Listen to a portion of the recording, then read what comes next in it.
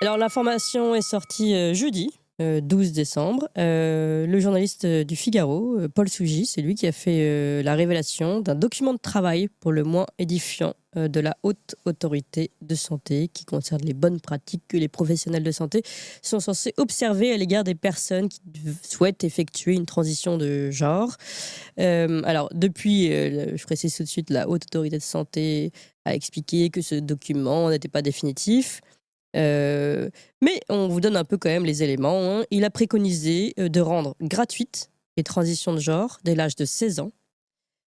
Je continue. De ne surtout pas proposer d'examens médicaux ou psychiatriques aux personnes souhaitant transitionner. Voilà, intéressant. Et pour les médecins, de pouvoir prescrire des hormones dès le premier rendez-vous. Et même, attention aussi, accrochez-vous, d'effectuer des signalements contre les parents qui s'opposent à la transition de leurs enfants, ce qui peut aller jusqu'à la déchéance de parentalité si la médiation n'est pas concluante.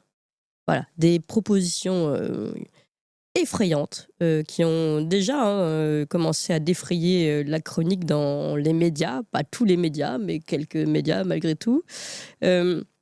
Dans un contexte où on le sait, la plupart des pays européens sont de plus en plus prudents, restrictifs sur la question de la transition de genre, eh bien, voilà, nous, on a cette proposition d'experts de la Haute Autorité de Santé qui pose véritablement question. Alors, il se trouve que la Fondation Juristes pour l'enfance avait saisi le tribunal de Montreuil en 2023 pour forcer l'institution à rendre public les noms des panels d'experts indépendants choisis pour faire ce travail.